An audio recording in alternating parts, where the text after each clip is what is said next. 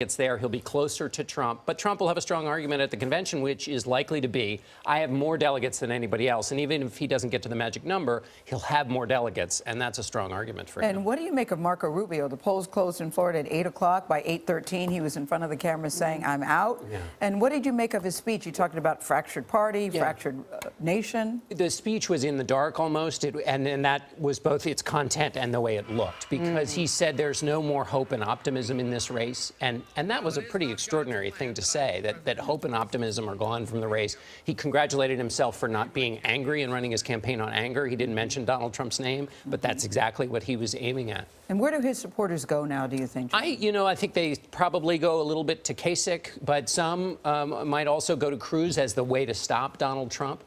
So we'll have to see. But I think they probably go a little bit more to Kasich, but probably split to both. An interesting point in the New York Times today by Michael Barbaro saying, but Donald J. Trump and Hillary Clinton's resounding triumphs on Tuesday mask a profound, historic, and unusual reality. Most Americans still don't like him or her. Yeah, we haven't had this for a long time. Maybe you go back to Grover Cleveland versus James G. Blaine, two nominees of parties who had big challenges facing them.